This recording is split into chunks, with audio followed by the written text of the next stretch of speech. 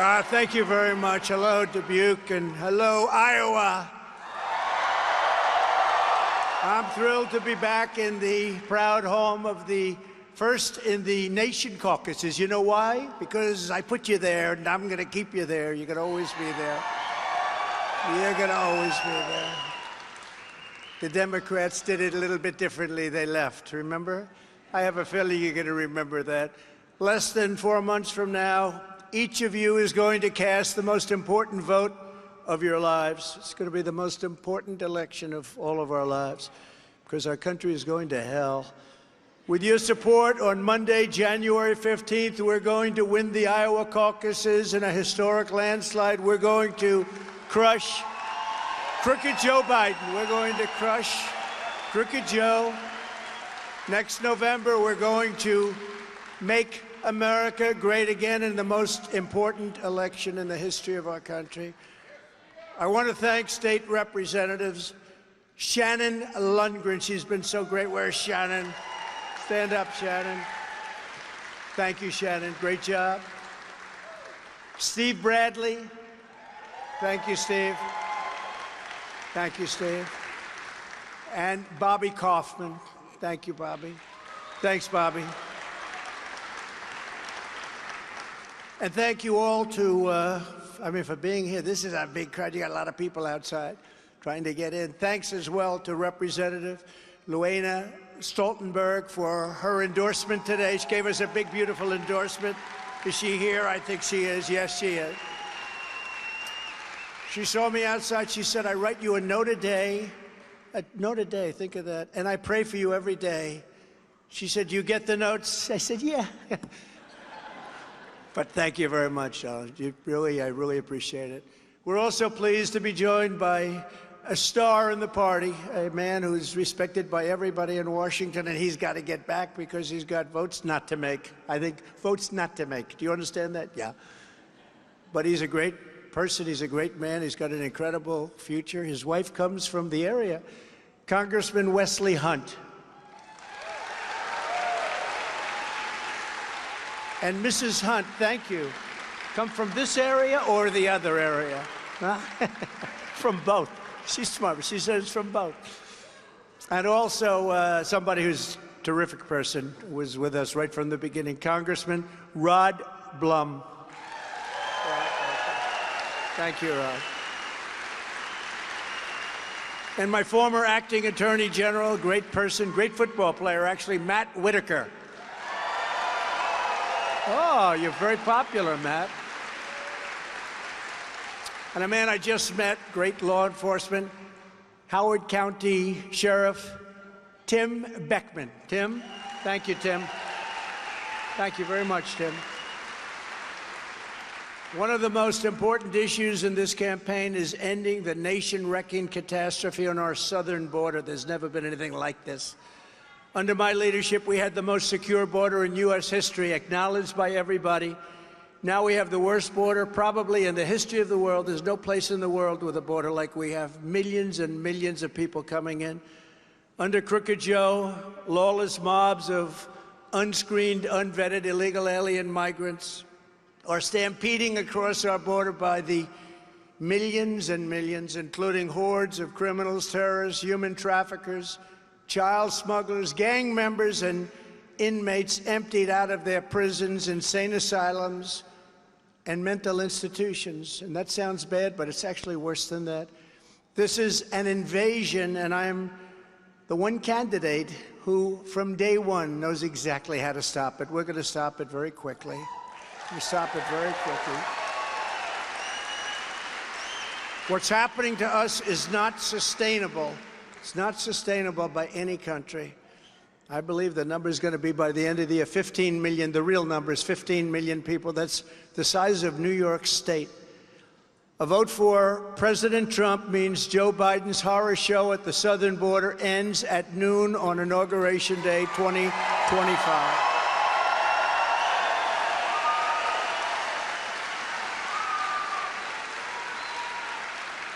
In 2016, you remember this, I ran on the border wall. That was a big deal. I ran on the border, and the unsecure and very unsafe border. And we did so well that by 2020, the election of 2020, nobody even talked about the border. I couldn't bring it up. It was a subject nobody, because we had it down so good that it ceased to become a campaign issue. And now the entire world is saying, once again, that Trump was right. We were so right. And by the way, we did much better in 2020 than we did in 2016, but we didn't talk about the border. Because we did such a good job with the border. Nothing to talk about. If Crooked Joe had simply kept my policies in place, illegal immigration would right now be at just historic lows. We were at a level that nobody had ever seen. That includes drugs, human traffickers, everything else.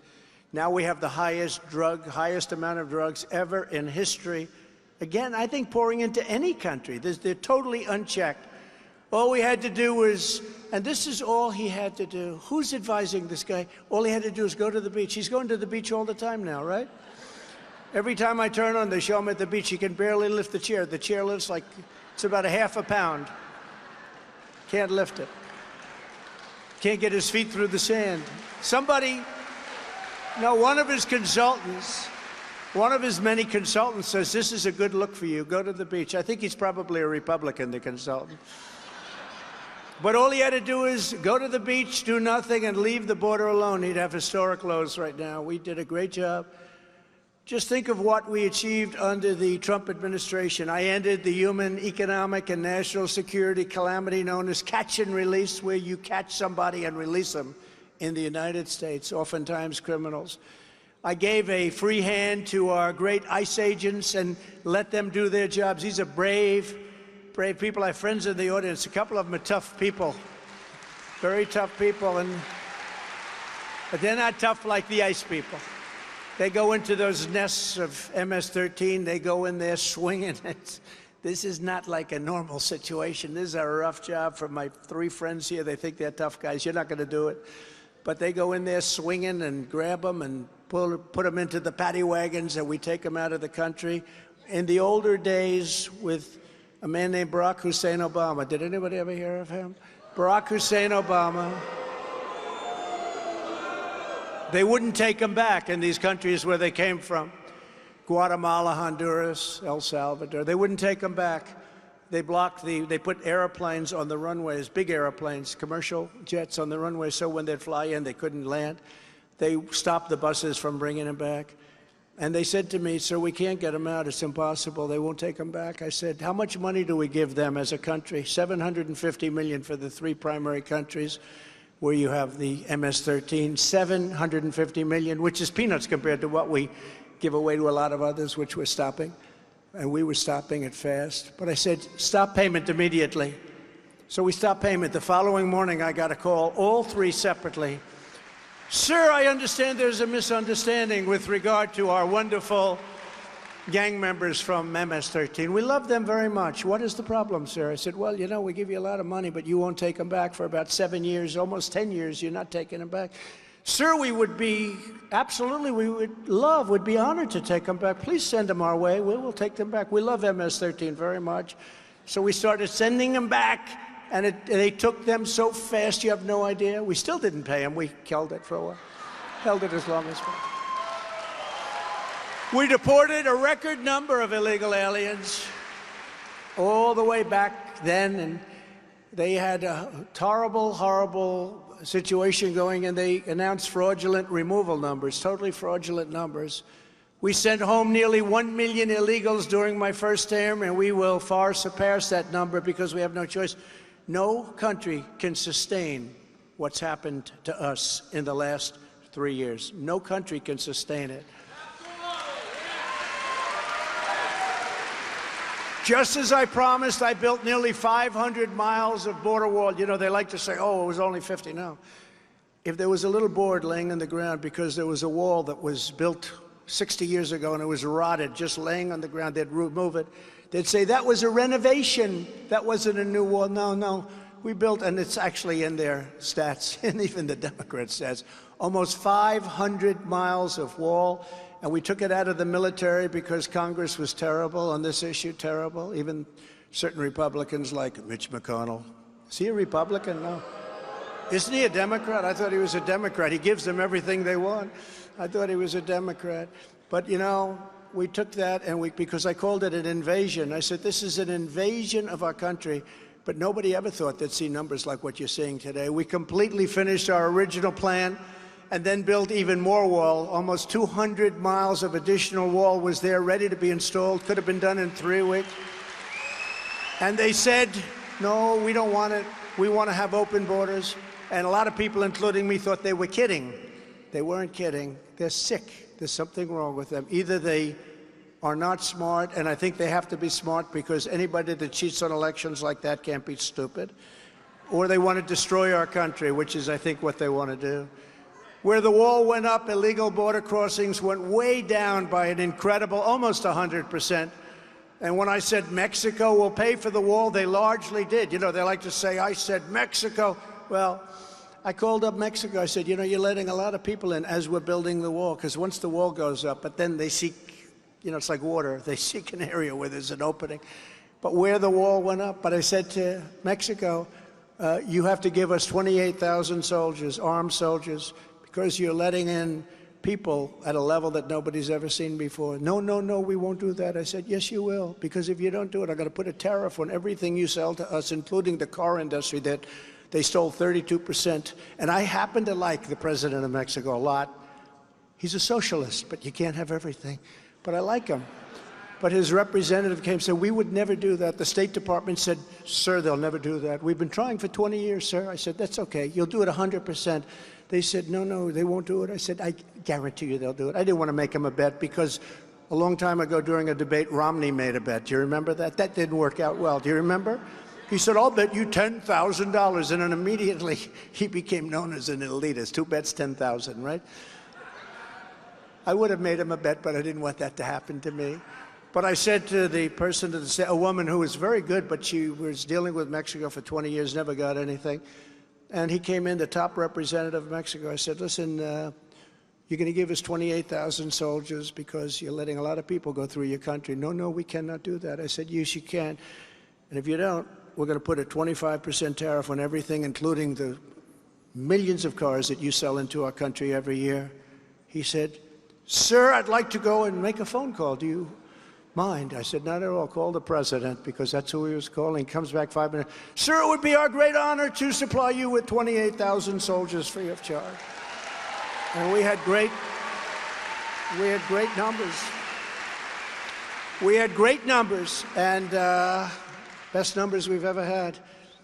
And, you know, it's just so sad when I see there's so many stories like that with French, with the wine. I said, I'm going to tax your wines. If you do this to us, I'm going to tax your wines and champagne. And they said, oh, you can't do it. And then they said, well, if you're going to tax our wine, are you sure you're going to do that? I said, I'm 100% sure. Here's the legislation. They said, sir, we are not going to do anything to your companies. They're going to tax all of our companies, a massive number. And then I said, I'm going to tax your wine and champagne. As soon as I said that, they said, we would be delighted not to tax your companies. We don't want our companies taxed in France. So I negotiated remain in Mexico, forcing fraudulent asylum seekers to stay in Mexico until we could tell them that their phony asylum claim was denied. Denied.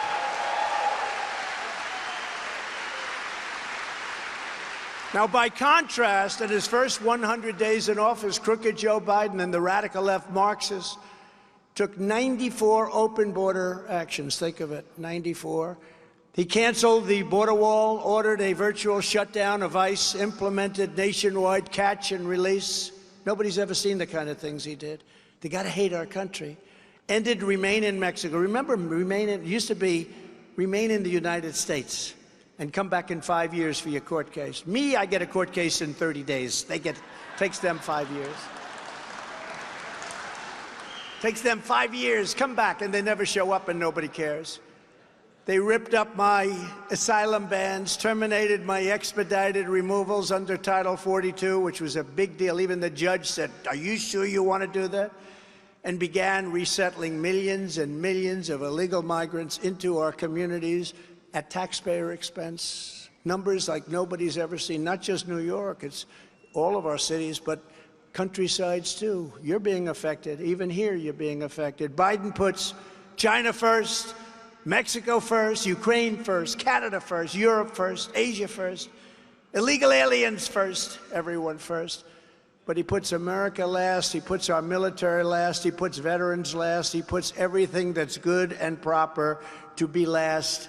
That's what it is. It's called America Last. That's what his program is. And I don't think he understands his program anyway. It's people that surround him that are doing it because he doesn't have a clue. The guy can't put together two sentences. I put America first every single time.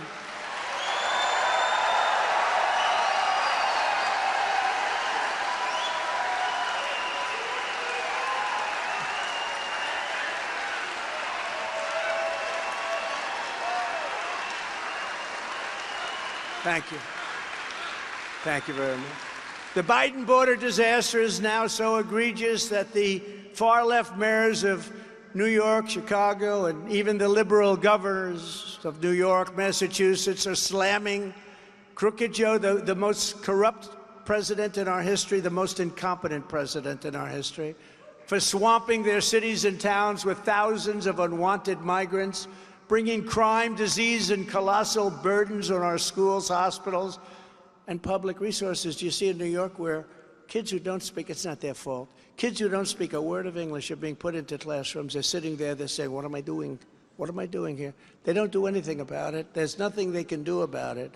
The mayor of New York said the migrant crisis will destroy New York City, and he was excoriated for saying that. But even worse, Biden's deadly border betrayals are destroying innocent lives.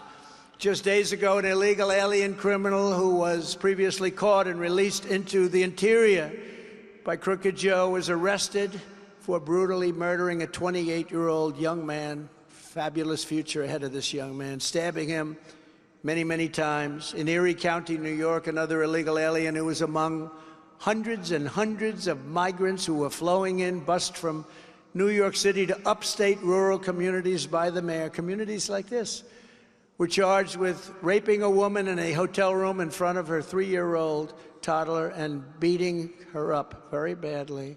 Another illegal alien bust to the same area attacked an aid worker tasked with helping the migrants. This was a person who was helping the migrants out of whatever feelings she may have had, and then he violently raped her again and again. Many people have been badly hurt and even killed by the illegal migrants invading our country. If you want, does anyone ever hear the snake? Do you know the snake? Should I do it or not? You tell me. We have time, right? I brought it. Should I do it? All right. It's a metaphor. It's so accurate. But it's not a snake. It's people that we're allowing into our country. Many criminals, people from jails, from mental institutions, terrorists. This is what? And this is where I think it's quite accurate. On our way to work one morning, down the path along the lake, a tender-hearted woman saw a poor, half-frozen snake. His pretty-colored skin had been all frosted with the dew. "Poor thing," she cried, "I'll take you in, and I'll take care of you. Take me in, O tender woman, take me in for heaven's sake. Take me in, O tender woman," sighed the vicious snake. She wrapped him up all cozy in a comforter of silk and laid him by her fireside with some honey and some milk. She hurried home from work that night, and soon as she arrived, she found the pretty snake she'd taken in had been revived. "Take me in, O tender woman, take me in for heaven's sake. Take me in, O tender woman," sighed the vicious snake. She clutched him to her bosom. "You're so beautiful," she cried. "But if I hadn't brought you in by now, you truly would have died."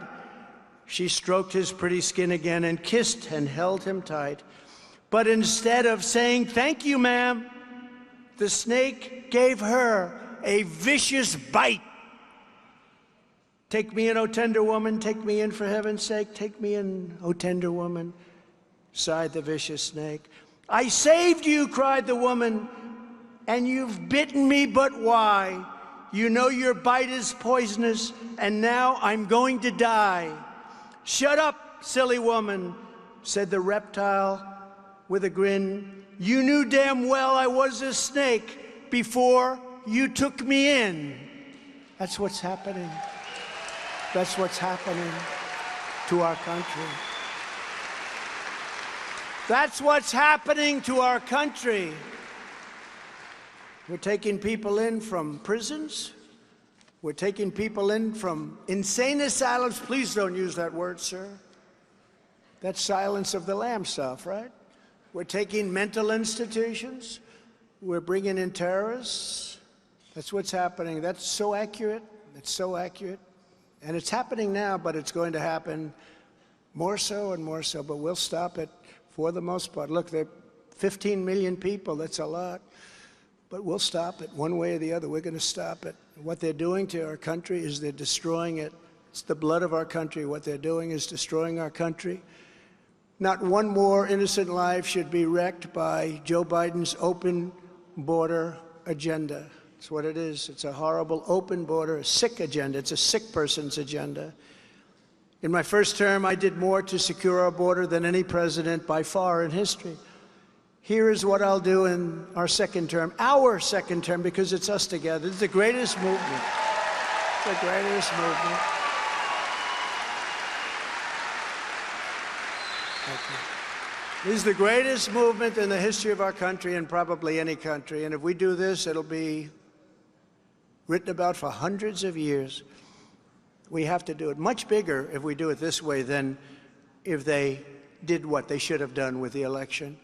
Much, much bigger. It'll be much bigger. Plus, it shows how bad they were at operating this country, at running this country. So we'll be able to do things that you might not have really been politically able to do if it went in a more normal path. It's a lot more work, a lot more grief. You know, if I were in last place or third or fourth or fifth or something, I wouldn't get indicted. If I didn't run, I'd be right now in a beautiful beach somewhere, but a real beach, and I'd be able to lift my own chair, believe me. I'd be able to get my feet. I'd get my feet through that sand. But nothing would have happened. This is election interference. That's all it is. This is election. These are Biden indictments. These aren't indictments. People say, "Sir, you've been indicted," like it's legit. The fake news back there. Oh, that's a lot of them. Look at them. Got a lot of cameras going. Whoa. Got a lot of cameras going.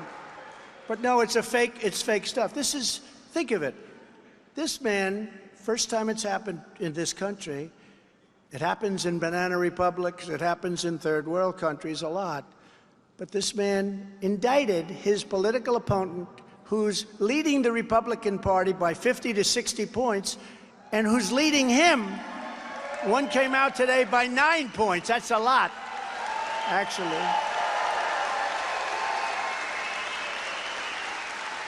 He's got an expression. If you can't beat him, indict him. Find something. Find something. Upon my inauguration, I will immediately terminate every open borders policy of the Biden administration. We'll get it back. And follow the Dwight D. Eisenhower model. So Eisenhower was very tough on the border. People don't see him as that, but he was. We'll carry out the largest domestic deportation operation in American history. And I'll also invoke immediately the Alien Enemies Act to remove all known or suspected gang members. We have tremendous numbers of gang members. MS-13, the worst gangs in the world, they say. The drug dealers, the cartel members from the United States, ending the scourge of illegal alien gang violence once and for all. We took them out by the thousands and thousands of people we took out. And then the election got rigged, and we didn't participate, and they came in, and so many other bad things happened, including Russia would have never gone into Ukraine. China wouldn't be talking about Taiwan. I will shift massive portions of federal law enforcement to immigration enforcement, including parts of the DEA, ATF, FBI, and DHS, all of them you know.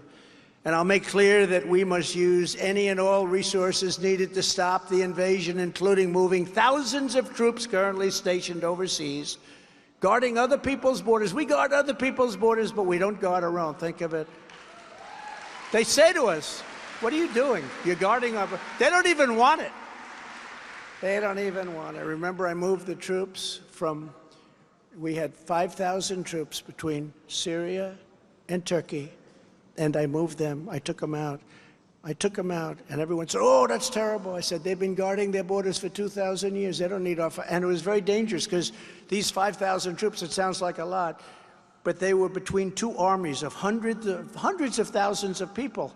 5,000 people is nothing. They were going to be decimated. Everyone said, oh, taking them out is terrible. I took them out, nothing happened. They fought for a little while, the two countries, and then they said, let's work out a peace deal. They worked out a peace deal. We got all our people out. The fake news never likes to talk about all of those things. We did things that nobody has ever seen before. Before we defend the borders of foreign countries, we must secure the border of our country. It's very simple. I will deploy the U.S. Navy to impose a fentanyl blockade, and we did that previously, and we were knocking that out. You wouldn't believe it. They were having a lot of problems. But it's going to be a blockade on the waters of our region, boarding and inspecting ships to look for fentanyl, and fentanyl, the people that sell the fentanyl, who are very rich people, very, very rich people. But you know, I believe the real number is 300,000 people a year are being killed. In a war, you don't lose that many people. We're being invaded by foreign interests, including business interests, because these are the biggest companies. These are bigger than the companies you read about in the Wall Street Journal. These are big, big, powerful companies. What they do to our country is incredible. And they met great force with us, and they were going to meet a bigger force. And then we had the dust blow in from China. And we had another problem that we had to work, and we did a great job with it. Didn't get the credit we deserved, but we did a great job. We left the stock market higher than it was if you look at pre-COVID coming in, or the China virus, to be more accurate, coming in. We left the stock market higher. I'll also use Title 42, you know what that is, to end the child trafficking crisis by returning all trafficked children to their families in their home countries immediately. These children have been kidnapped. You saw the great movie, Freedom, you saw the movie, but these children have been kidnapped. But we cannot wait until 2025 to begin stopping Biden's nightmare as a president and on the border. That's why I'm calling on congressional Republicans to ban Joe Biden from using a single taxpayer dollar to release or resettle illegal aliens into the United States effective September 30th.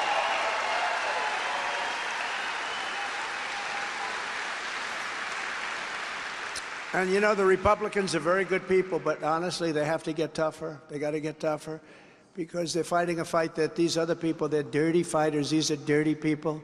The time for talk is over. Now is the time for action. We need action. I will bring back the travel ban and expand it even further to keep radical Islamic terrorists out of our country. Look how it worked for 4 years. Look how it worked. It worked so incredibly. All the things that happened, but for 4 years, look how it worked. We didn't have problems. We didn't have problems. I hate to say it. I really hate to say it in many ways, because you cause yourself your own problem. But we didn't have problems. We were very tough. I will also use existing federal law to deny entry to all communists and Marxists to the United States. We have people coming in, known communists, known Marxists, known fascists, and they're coming into the United States, and we don't want them. We got enough of them. We have enough of them in Congress, you want to know the truth. We have enough of them in our own Congress. The worst enemy is the enemy from within. Nancy Pelosi and little Adam Schiff with his pencil neck. I call him pencil neck. He's got the smallest neck. I don't know how his neck holds up his head. He's got the smallest neck. He is not going to be playing on Iowa or Iowa State football team, that I can tell you. No, he's such a horrible human being. I mean, they make this stuff up. Disinformation, misinformation, it's the same thing, essentially. Disinformation, misinformation. They make up Russia, Russia, Russia. Then they get caught on that, and they go to the next one. Let's go next. Ukraine, Ukraine, Ukraine. That's all they're good at. Policy, no good. Open borders, high taxes, no voter ID. We want to have elections, by the way, all paper elections. We want voter ID, and we want no mail-in ballots, no mail-in ballots.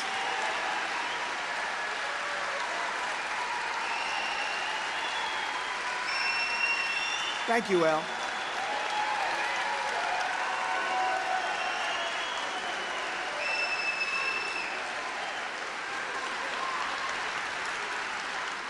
You know, it's one of the biggest things when you look at polls. The polls say that it's one of the biggest things, election fraud. People in this country, you got to have borders, and you have to have free and fair elections. Otherwise, you don't have a country. Those who join our country must love our country, and we're going to keep foreign, Christian-hating communists, Marxists, socialists. We're going to keep them the hell out of America. We don't want them. It's no wonder the far-left lunatics are getting desperate to stop our movement by any means necessary. When you look at the polls are through the roof. We have great polls, best polls we've ever had. You know, it's amazing. I'm the only person ever indicted who went way up in the polls. Everyone else, true. I get indicted for saying the election was rigged. I get indicted for saying that Joe Biden is a crook. That's a terrible thing to say. They didn't know how crooked he was until the last few months. And I have to say, Jim Jordan and Jamie Comer, they're doing a good job. They really are. As you know, Crooked Joe and his radical left thugs have weaponized law enforcement to arrest their leading opponent on fake and phony charges. This is high-level election interference. It's what they do. And it's happening for a single reason, because I'm the only candidate they do not want to run against. I'm the only one that shows that I'm winning in the polls, too. You know, the only one that's beating them in the polls. They start off at a level, a Democrat. It's much easier to be a Democrat. You know, they start off at a certain level that they get, no matter how bad you are. Because I kept saying, how come he's at 37? Well, you know, he's got, I don't want to insult any groups, because we get a lot of them, too, like unions. They come in, they're coming in for us big. The auto workers, they want to destroy the auto workers in this country. They want to have cars made all electric. They're all going to be made within 3 years. They're all going to be made in China. The auto workers, it doesn't matter what they get. It doesn't matter what they get, because they're not going to have a job in 3 years. The new Fox poll has me up by almost 50 points over Ron DeSanctimonious and beating Biden by a lot. You know, I call him DeSanctimonious because he would have never been in politics. He was finished. He was out. The election was virtually over. He came in. He begged me for an endorsement. I said, I don't know. I did say this one of the few times I made a statement. Wasn't totally. I said, if George Washington and Abraham Lincoln came back from the dead, Ron, and they endorse you, you'd still lose. You'll lose it by so much. He said, no, you're very popular in Florida. I love Florida. He said, if you endorse me, I think I'll win. And I gave him an endorsement. I didn't know the other person. He was Secretary of Agriculture, Adam Putnam. I hear he's a good man, but I didn't know him. So I gave him an endorsement, and he was like a rocket ship. Just from the endorsement, he went up. He won a few days later. I mean, literally a short time later, he won the primary. Then he ran against somebody who turned out to be a crackhead, but he was the hottest politician in the Democrat Party. Remember? Good-looking guy. He was going to be, you know, automatic. He was going to be a president someday. Lots of luck. I hope he has an easier path than I had. But he was going to be a president someday, and Ron said, I won't be able to beat him. I said, Ron, I'm going to give you a couple of big Trump rallies, and you're going to beat him. And we gave him rallies, and he won. And then 4 years later, they scream at him, these lunatics in the back, the press. Will you run against the president, they said to him. And he looked at him, I have no comment. I said, no comment? This guy has no comment. That means he's running. And I started hitting him from the following day, you know, and I got a lot of heat. A lot of people would call, sir, you shouldn't attack him. He's a Republican. I said, I don't care. Difference does that make? And you see how he's done. He's been like a bird, sadly wounded, very badly wounded, actually, in flight. So he's been crashing. And we just got a poll in, I think, New Hampshire. He's in 5th place. So I wish him a lot of luck. You know, when you're loyal, and my consultants, they all get paid all this money, they don't know much, okay? I want to use the word crap, but then I get myself in trouble. The First Lady says, darling, you shouldn't use that word. Sometimes I'll say hell. She said, darling, you shouldn't use that word. I don't know. But so I won't use the word crap. I won't use it. But they don't know too much. It doesn't sound as good when you say that, right? They don't know too much. They don't know crap. Right, Wesley? Wesley knows what I'm talking about, right? But anyway, but they said, the people don't care about loyalty. Look, they don't care if he was loyal to you or not. Don't even mention it. I said, let me do my own thing, if you don't mind. They said, you'll never run for president because nobody ever became president unless you were a general. Did you know that? 92% of the people were politicians, and 8% were generals. So I wasn't a politician. I wasn't a general. And I ran. They said, you won't win. So these are the same people that are telling me this. But with Ron, they said, nobody cares about his loyalty to you. Take it off the table. I said, I'm not going to take it off the table. I'm going to, and you know what? I think it's one of the big reasons that he's failed so badly. Second of all, he is not a talented politician, obviously, because he hasn't done very well. But you know, when you get somebody, Wesley, here's a guy who's loyal to me. I gave him an indictment. By the way, I think Wesley would say I helped him a hell of a lot, right? But he's somebody that appreciates it. I think people should appreciate it. I appreciate it when people do things for me. But this guy didn't appreciate it, so I hit him exceedingly hard. Some people say, why do you hit him so hard? Because I gave him the position, I made him, and then he announced he was going to run against me. That's a bad seed. That's a bad seed. In the CBS poll, I'm beating Biden and leading by, in some cases, 15 points with independents. Remember, they used to say, well, Trump has a problem with independents. I don't think so. Then they said, Trump has a problem with women. No, I don't have a problem with women. You know, the women...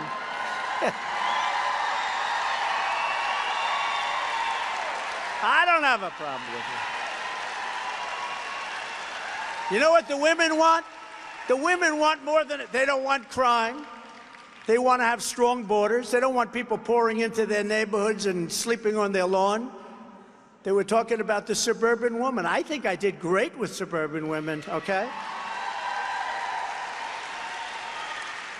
They want to see a well-run country. That's what women want, and we're doing great with everybody now. We're doing great with everybody. In yesterday's morning console poll, I'm 46 points, not 46 points, but 46 points up.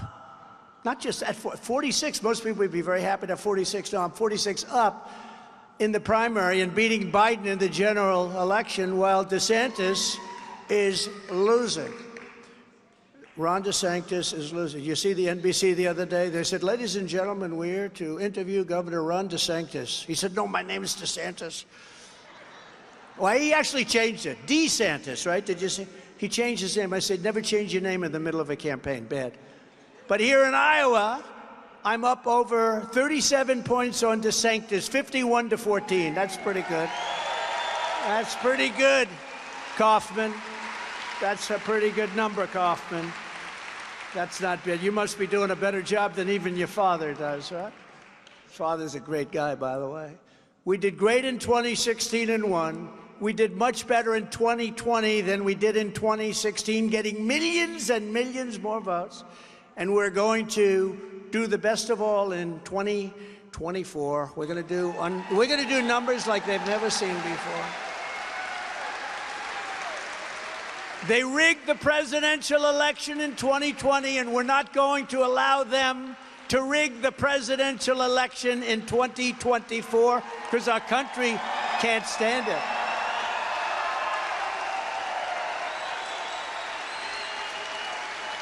Thank you. Thank you. Thank you very much. Every time the radical left Democrats, Marxists, communists, fascists, every time they indict me, I consider it a great badge of honor. There must be something a little strange up here because most people crawl into a corner and they die. I'm being indicted for you. Thanks a lot. I appreciate it. I am. I'm being indicted for you, actually. He questioned the election. He questioned the election. He must be indicted immediately. How many Democrats questioned my election against I don't call her crooked Hillary because I'm using that now for Biden. I don't like to have to. You know, there are enough words. So I call her beautiful. She's a beautiful woman. I call her beautiful, beautiful Hillary. But how many Democrats, think of it, went after my election? I mean, they still, now they're keeping a little bit quiet, you know. It doesn't look good. Never forget, our enemies want to stop us because we are the only ones who are capable of stopping them, and they know that. We are going to stop them, and we've really stopped them.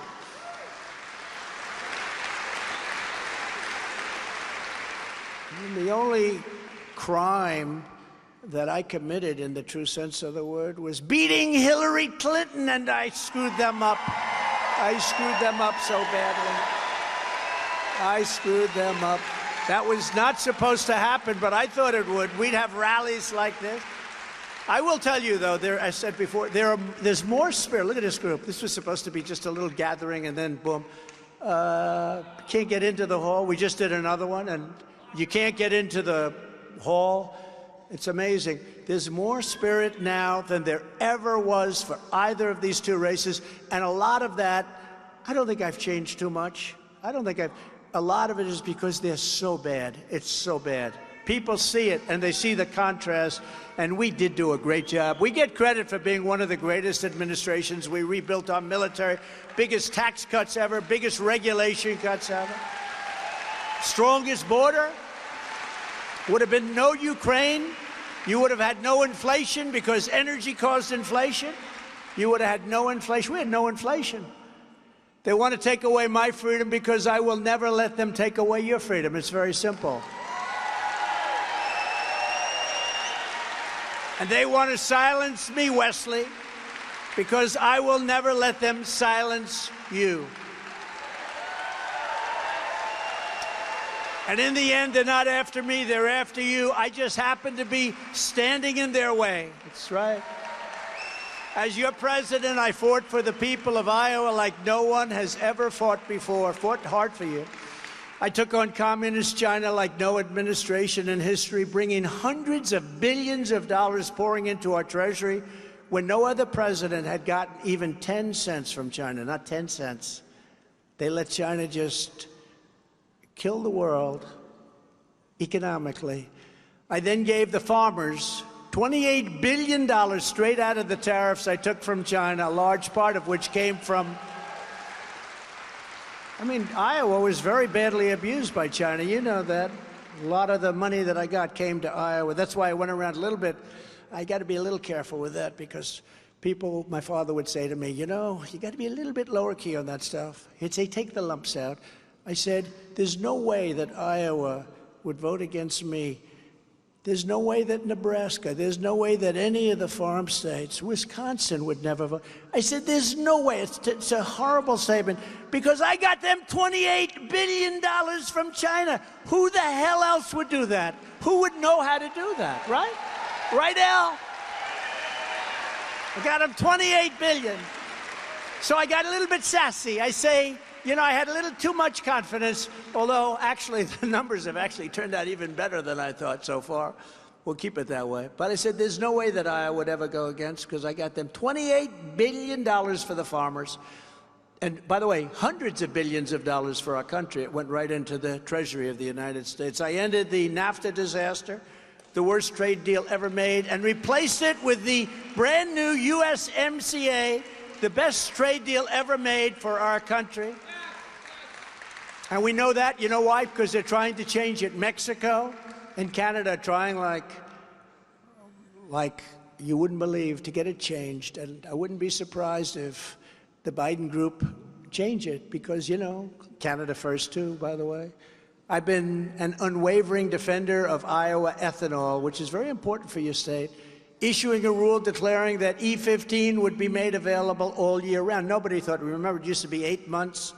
I got it all year round. I did all of this. I also dramatically increased the number of fueling pumps where E15 could be sold across the country.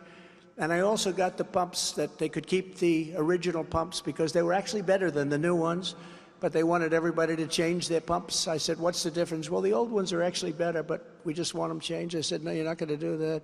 So we were able to use the pumps, little things like that. I don't want to bring it up, but little things like that. And I'll remain your ethanol champion with 4 more years in the White House. Now, DeSanctimonious is a sworn enemy of ethanol. Ron DeSantis, he repeatedly sponsored legislation to demolish the entire industry and called ethanol, quote, a noxious example of money-seeking and crony capitalism. That's not nice. And then he comes out, I think I'll be in favor of ethanol. Now, you know, one thing about a politician, when they come out for something early, that's where they end up going. They may change during an election, but that's where they end up going. If DeSantis gets his way, Iowa's economy would be wrecked, ravaged, destroyed. He also voted to gut Medicare and Social Security. You don't know that. And voted 3 times to raise the retirement age to 70. Well, you people have worked a long time. You don't have to have the age raised to 70. There are other ways we can save a lot of money. A lot of money. We can start, by the way, not only save a lot of money, make a lot of money. We can start by drilling for our liquid gold right under our feet. Right?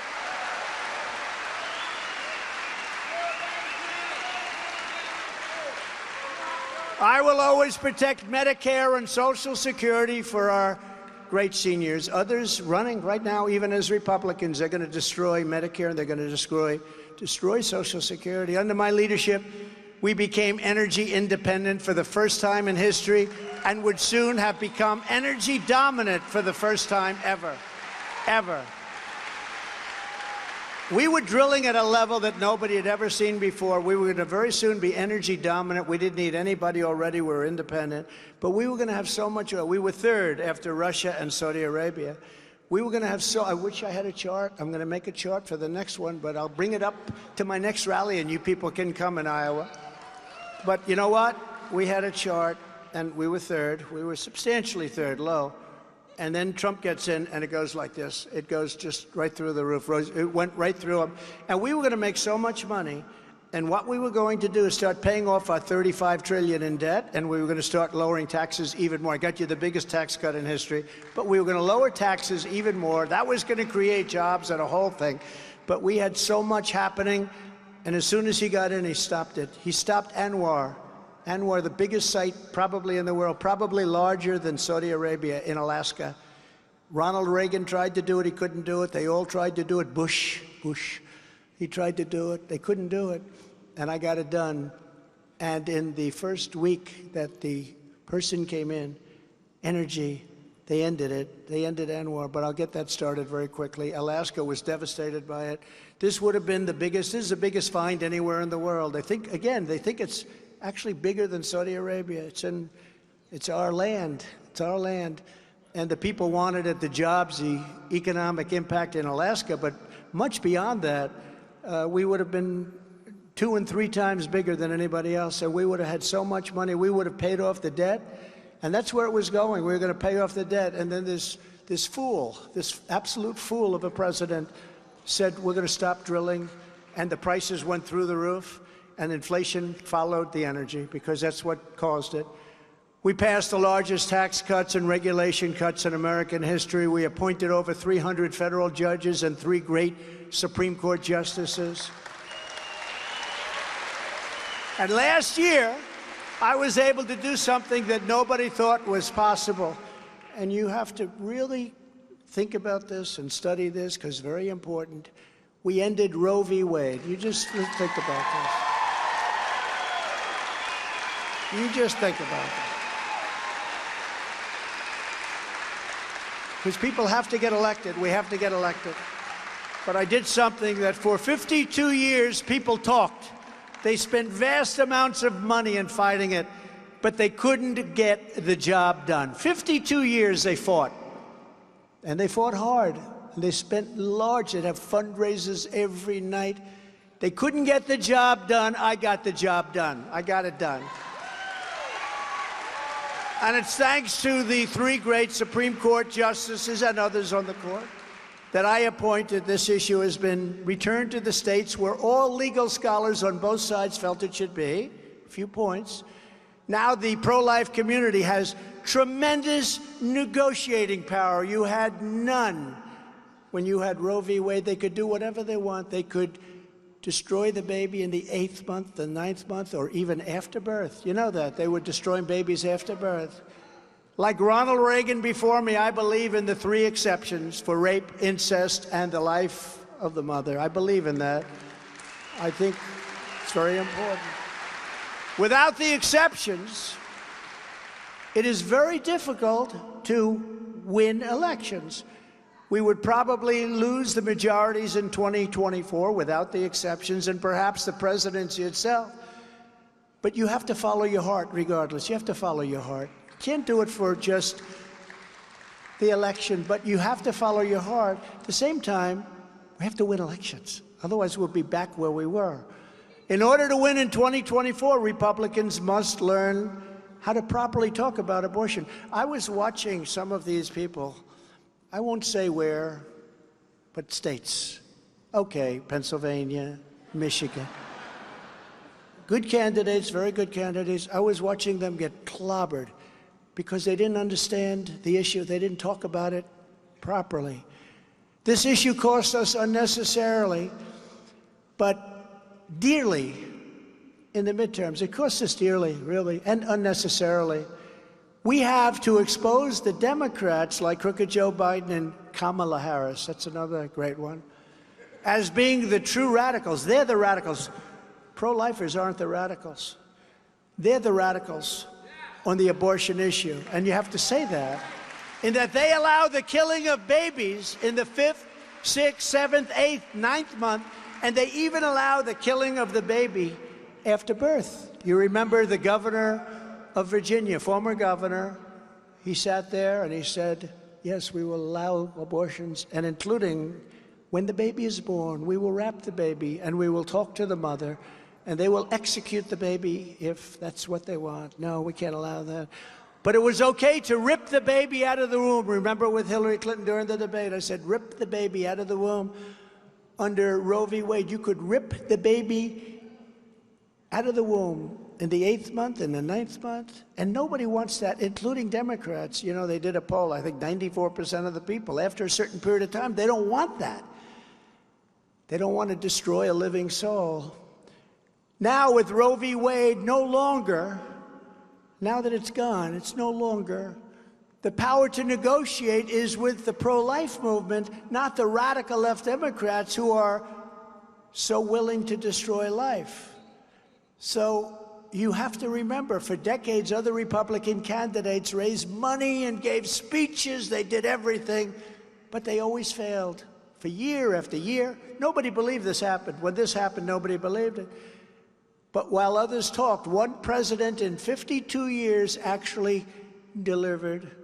When the radical left Marxists and communists came to destroy an innocent man, Brett Kavanaugh, he was an innocent man, very highly respected. You remember, I've never seen anybody, he got treated worse than I did.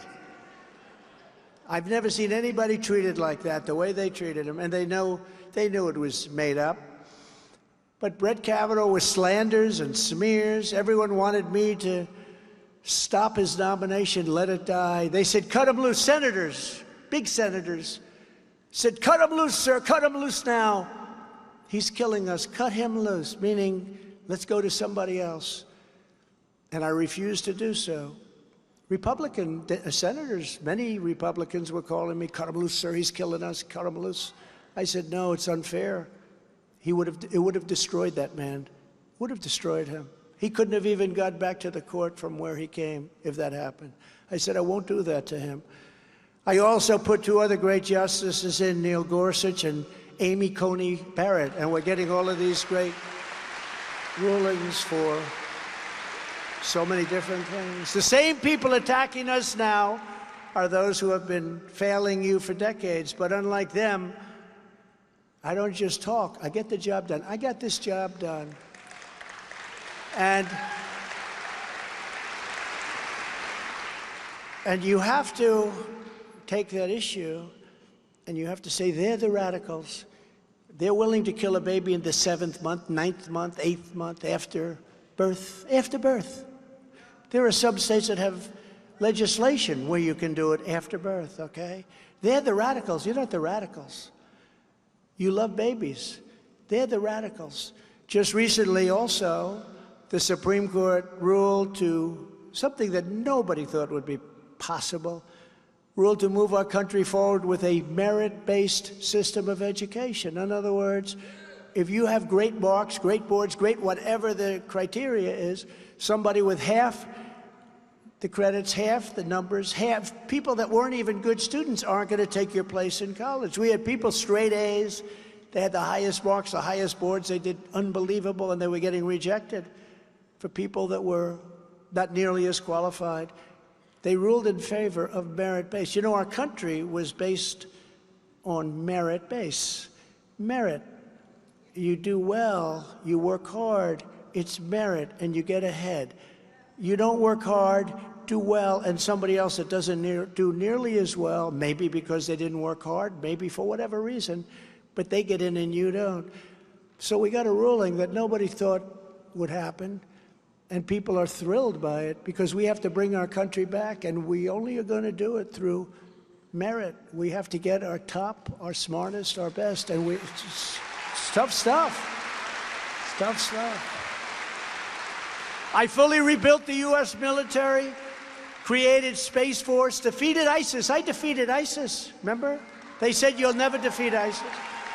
I defeated ISIS in a period of 4 weeks. I was told by all our Washington generals, you know, we have the greatest generals in the world, but not in Washington. They're the television generals. He liked that one. They're the television generals. But we have great generals. We have generals that wiped out ISIS in a period. Once I told them, go ahead. And they said, we'll do it very quickly, sir. It was unbelievable what they did. I was the first president in decades who didn't start a war. Remember, Hillary Clinton would say, he's going to start a war, his personality. No, my personality kept us out of wars because people weren't going to play around with us.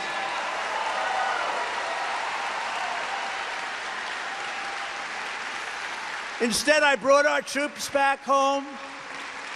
I brought our troops back home. And I was the one that got the move in Afghanistan. We were all set to just bring them, but we were going to leave with dignity and strength. We're taking the soldiers out last, not first. If you ask a child, just a child, hello. If you ask a child, would you take the soldiers out first, 5 years old? Or would you leave the soldiers until the equipment's out, the American citizens are out, whoever else you want to take? A child would say, well, leave the soldiers at last. They took the soldiers out first. These are incompetent people. We have incompetent people running our country, and our country has never been in more danger of World War III than it is right now. And we don't want to be the world's policeman. Under my leadership, our police and law enforcement knew that we had their back. We had their back. I gave them billions of dollars of excess military. We had military equipment in storehouses, warehouses all over the United States, and they didn't know what to do. They said, we can't give it to them. I said, why don't you want to? Because it will look too military. It will look too, this is a lot of it is safety equipment, you know, trucks that are armor plated and things when they go into riots. And I gave it to them, billions and billions of dollars, and it's had a profound effect. And it was just sitting there gathering dust. It would have been valueless over a period of time. But today I want to express our profound condolences to the family of police officer Kevin Cram, who you know, who was gunned down in the line of duty last week in Algona. You know all about it. Gunned down. We send them our love and our prayers, and we want every police officer across this state to know that they are heroes, and they have our total support. These are great people. Our police officers are great people.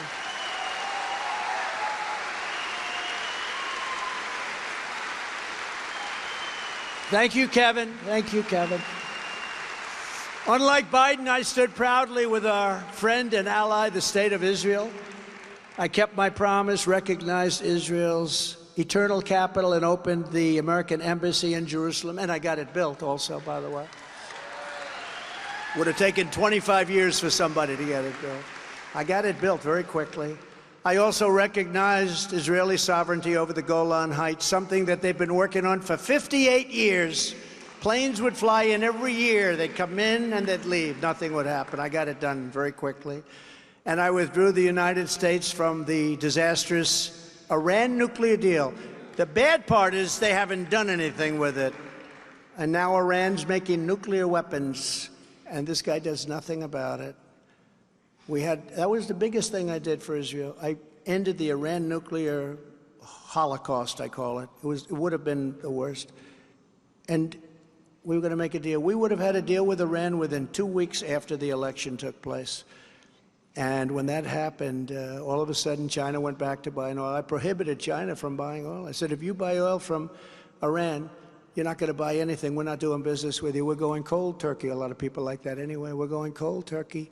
They said, sir, we would never want to buy oil from Iran. Now they're buying millions and millions of barrels of oil, making Iran very rich. And we would have had a deal, good for everybody, good for Iran, frankly. We would have had a deal, but the election got in the way of that one. We did the Abraham Accords. We did so much, but we would have had a deal there, and that would have been a good one. But they've done nothing with it. They haven't done anything with it. They had such a great negotiating position, but they had no idea. But all of that was just the beginning. Here's just some of the agenda that we will immediately implement when we become the 47th president of the United States. This is a movement.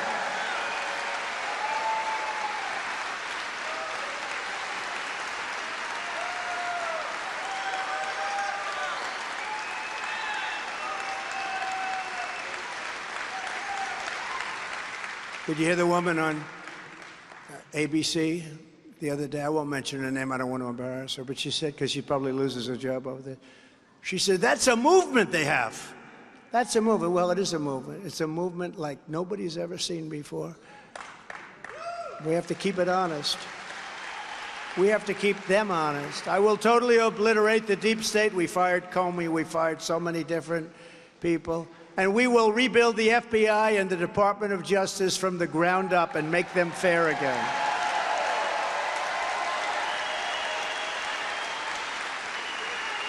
And before I even arrive at the Oval Office, shortly after we win the presidency, I will have the horrible war between Russia and Ukraine settled. We'll have it settled. Would have never happened. I knew him very well. I got along with him very well. The press hates me to say that, the fake news. Oh, he got along with him. Yeah, it's always good to get along with countries that have 1,800 nuclear weapons. But even if they don't, you want to get along if you can. But we got along well, and he knew he couldn't do it. He would have never done it, never. And he wouldn't have done it for another reason, because oil would have been so low that he wouldn't be able to prosecute it from the standpoint of money. He wouldn't have had the money. When oil went up to $120 a barrel, he was making so much money. You know, you don't think of making money during a war. He was making a fortune. Nobody ever made money like that. And now it's up almost to $100 again. He wouldn't have been able to do it because we had it down to $40 a barrel. But it'll all be done quickly. That will be done very quickly, because somebody said, whose side are you on? I said, I'm on the side of stopping all those people from being killed and all those cities from being knocked down. That's the only side I'm on. And I'm the only candidate who can make this promise. I will prevent World War III. And I'll tell you, we're very close to it. We're very close to it right now. We're very close. We've never been so close. We have an incompetent man negotiating with respect to nuclear weapons, giving away our weapons of mass destruction when other countries don't. We have an incompetent man, doesn't even know what it is, and he's negotiating with the smartest people, the smartest leaders, people that are at the top of their game he's negotiating with. He has no clue. We're very close to World War III, don't kid yourself. And this will be a war like no other. This isn't army tanks running back and forth shooting at each other. The weaponry is so powerful, it's so devastating. This will be a war like this will be obliteration. We have a man who's incompetent. He was incompetent 25 years ago. Everybody knew that. I will stop the disaster known as Bidenomics, which means inflation, taxation, submission, and failure. That's what it means. To save Iowa farmers and Iowa ethanol, I will cancel Joe Biden's preposterous electric vehicle mandate. Everybody wants an electric car.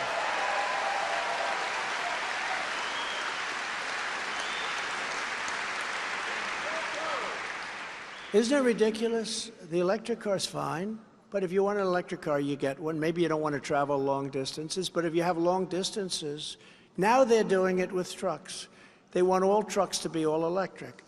A large, big, beautiful, I won't use the name of the company, but the best company for making them, they can get 2,000 miles on a very large tank of gas, 2,000 diesel fuel, 2,000. An electric truck can go 300 miles. So does this mean they're going to stop 5 or 6 times during the trip? The trucking businesses are all going to go out of business. So many bad things. You're talking about our wonderful chain. The chain is going to be broken at a level it's never been broken before. One of the big truckers told me, you know, every year when we get a new fleet, every 2 years they get, he said, on average, the trucks get better and better and better and more fuel efficient. A lot of good things happen, but they get better and better. If this happens, we will have taken our fleets back 60 years. He said, and nobody's going to survive it. Nobody's going to survive it. But there will be no forced transition to all electric cars. If you want an electric car, you go buy it. I would think that, you know, I got his highest ratings there. You know, when, I don't know if you saw this, but Tucker Carlson interviewed me a few weeks ago. And we had 270 million people watching. And that was on Twitter, I say it, and commonly known as X. What's that all about? What's that all about? But it was on Twitter and other platforms, but it was on there. By the way, the greatest platform is Truth. I hope, is everybody on Truth? I hope. That's the platform. That's my platform. That's where I speak. But we had 270 some odd million people watching. That's the largest in history. And very interesting, it's the largest. You know who the second was? Michael Jackson being interviewed by Oprah Winfrey many years ago. That was second, and that was about at 150 or something. But this was 271 million people. It was such a great honor to be saying it. But when I look at the things, there's so much to talk about. Did anybody see Meet the Fake Press over the weekend? Meet the Press. Meet the Press. New series just opened. Kristen Welker is the head. Took Sleepy Chuck. You remember Sleepy Chuck Todd? She took Sleepy. He looks like he's sleeping, so I came up with the name Sleepy Chuck Todd. He likes me very much. But he got the boot, and she's in, and she was a little nasty, but not too bad. I've had worse. But they got tremendous ratings. As long as we get ratings, as long as we have a voice, we'll be able to be okay, you know, as long as we have a voice. But the fake news was very upset that they allowed me on. Can you imagine? You're running for president, you're leading by 50 or 60 points, and they say, don't put him on, please. On day one, I will sign a new executive order to cut federal funding for any school pushing critical race theory, transgender insanity, and other inappropriate racial, sexual, or political content on our children. Right? Can you imagine? Can you imagine? And the next thing, I will not allow the mutilation of our children. Now, can you imagine 10 or 15 years ago, having a candidate stand up and say, we will not allow the mutilation. And it's really sexual mutilation of our children, but the mutilation of our children. Can you imagine having to say a thing like this? This is how screwed up our country is and how screwed up, in a way, the world is, but we're sort of leading the world, where somebody has to get up and say, I'm not going to allow your children to be mutilated. And this is a standard phrase now that you have to say to let people know that you're not going to let that happen. We're going to make it against the law to do. I will not give 1 penny to any school that has a vaccine mandate or a mask mandate.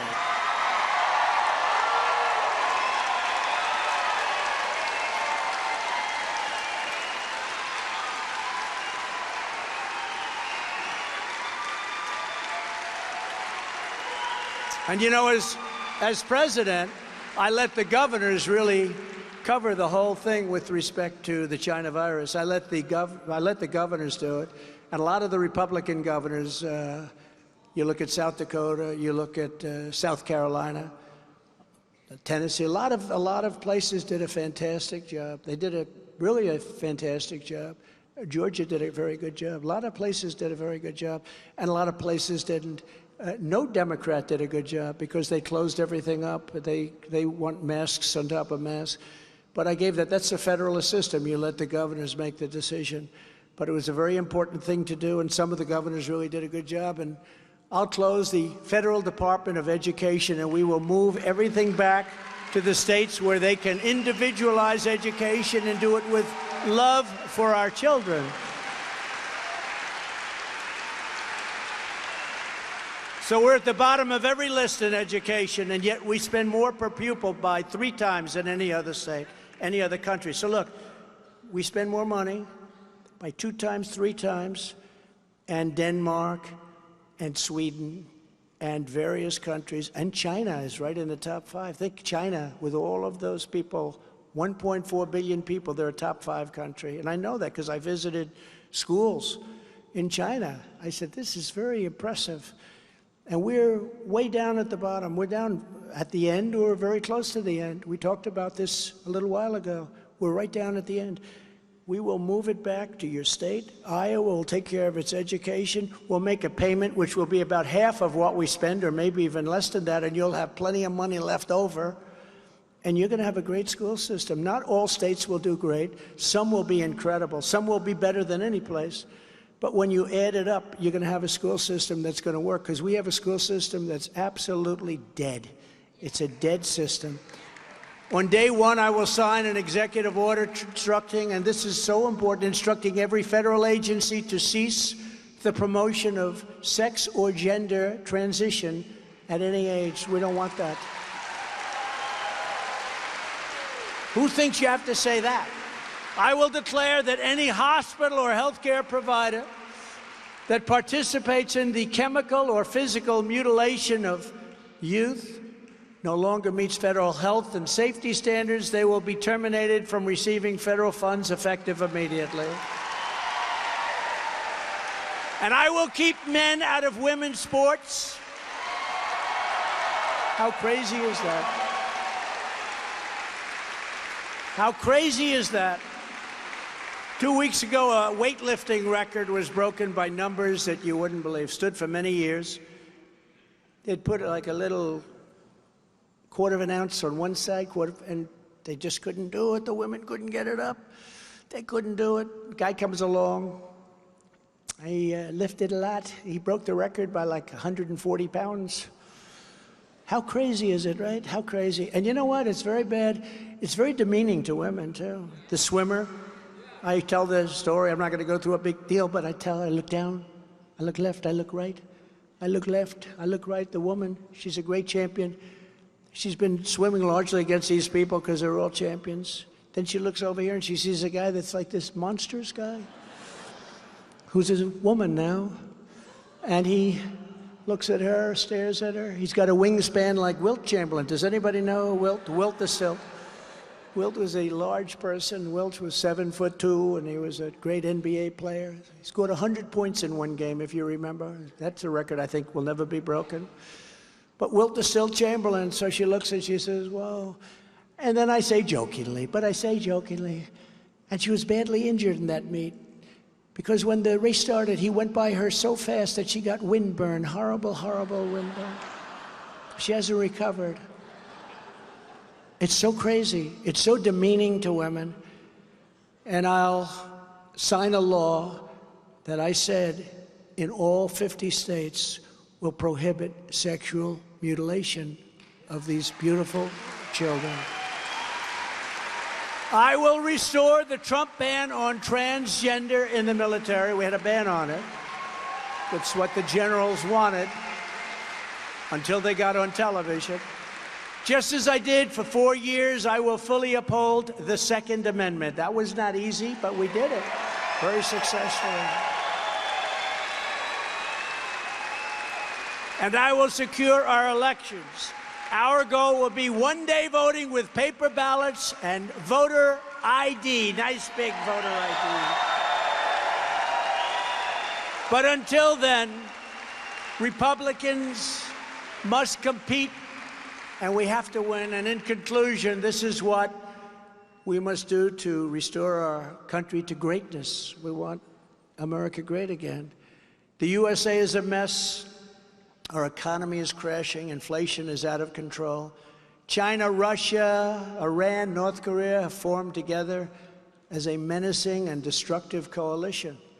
Our currency is crashing and will soon no longer be the world standard, which will be our greatest defeat in over 200 years if we lose the world standard in currency. People don't know how big that is. It won't happen with me, not even a chance, just like Russia would have never invaded Ukraine and China would not even have thought about raiding Taiwan, and they're thinking about it very seriously now because they look at our country and they see our leader and they say, this is our chance. And we would have left Afghanistan with dignity and strength and pride instead of our greatest embarrassment in history. We were going to leave. If you took the 5 worst presidents in the history of the United States and added them up, they would not have done near the destruction to our country as Joe Biden and the Biden administration have done.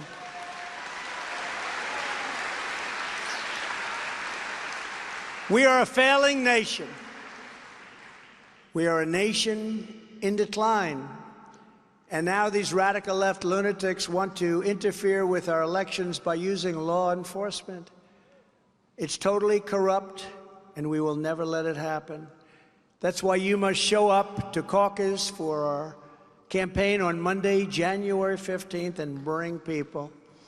Get everyone you know, make sure they're registered Republican, and get them out to their local precinct caucus meetings.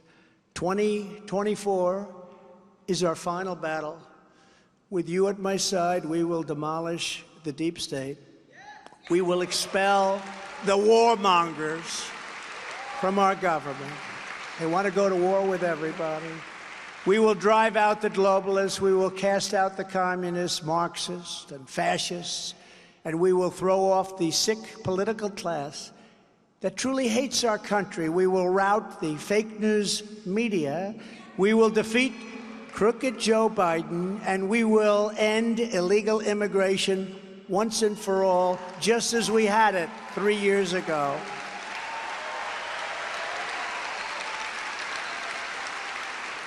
The great silent majority is rising like never before. And under our leadership, the forgotten man and woman will be forgotten no longer.